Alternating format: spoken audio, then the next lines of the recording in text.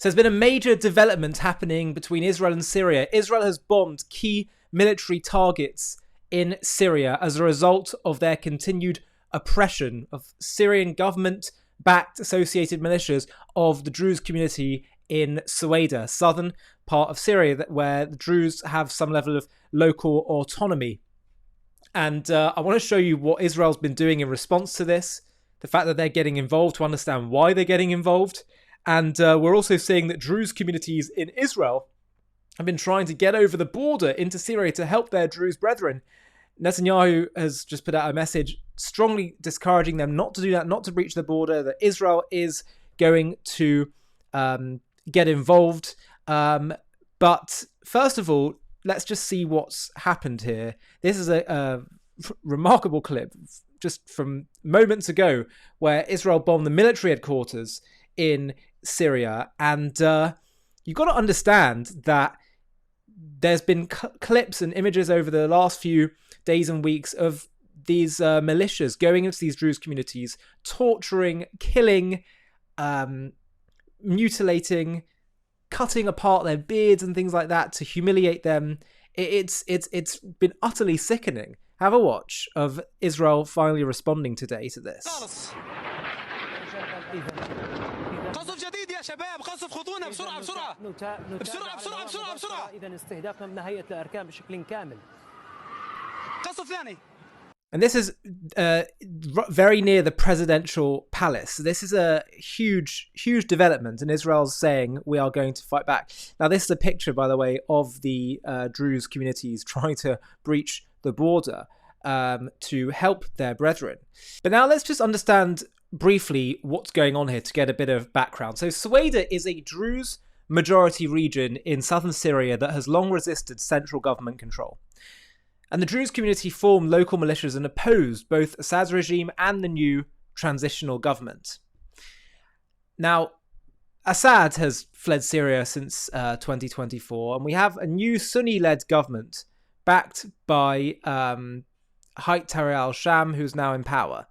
And the transitional government is attacking Sueda to crush Druze autonomy, disband local militias, reassert central authority, control smuggling routes near Jordan.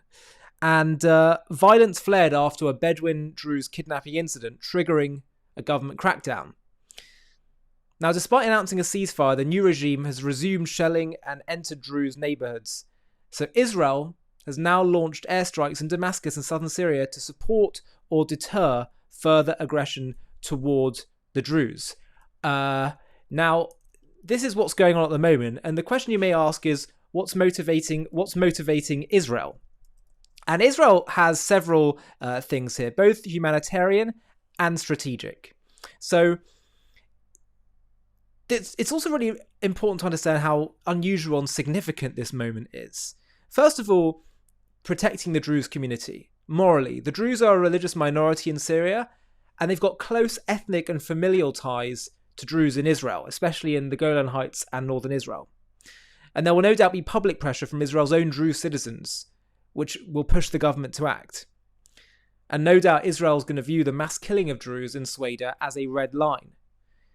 And I have to say, it's great to see Israel standing up for other massacres, for other minorities that are oppressed. It's one thing to protect their own people, which Israel, of course, does and is a shining light in doing that. But now to be protecting other minorities as well. The second thing is they probably want to prevent expansion of extremist groups, which they would see as deeply hostile and dangerous to Israel and on their border with Israel. So Israel's going to be very wary of an extremist regime gaining total control of Syria, and they're going to want to send a signal that extremist actors cannot freely consolidate power near its border. Of course, there's the humanitarian calculation, the scale of violence, hundreds of Druze civilians killed. It's provoking international and Israeli outrage. And so we're basically seeing a humanitarian and strategic interest overlapping.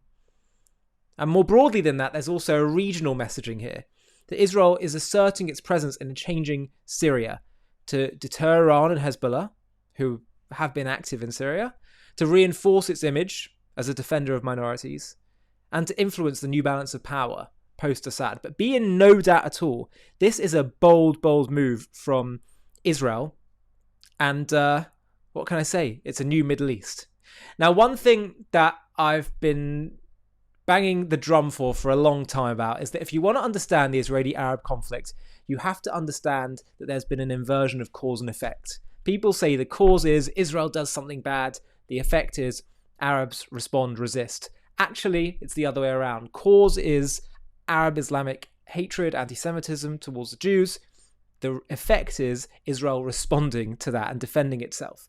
And the key to understanding that is understanding that anti-Semitism and anti-Jewish prejudice in Arab and Islamic communities and that part of the world existed before Israel's re-establishment. And we've just created a new documentary about, the title is Arab Anti-Semitism Before Israel's Re-Establishment. I'll show you the trailer now. If you want to watch it, you can click on the link in the video description on JTV+. Picture yourself. It's 1834 and you're a Jew living in Sfat, which is a northern city in Israel, then under the Ottoman Empire. Your family is part of this ancient city's spiritual heart for generations. You study Torah, you trade in the market, and live quietly among your Arab neighbours. But one day, a mob storms your street, shouting, "Kill the Jews!" Your home is looted, your synagogue burned, your loved ones beaten. This isn't about Israel. Israel won't exist for 114 years. This isn't about settlements, the IDF, or the 1948 displacements. This is raw, violent hatred aimed at you for being a Jew.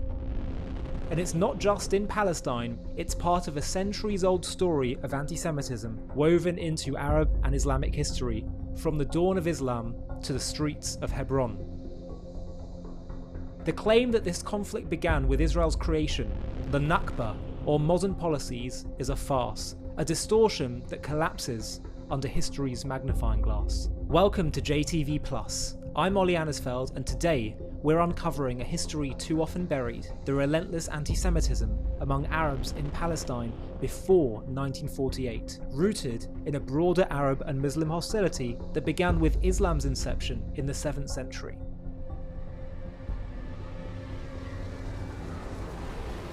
To watch this JTV+ documentary and access much more premium content, click on the link in the video description.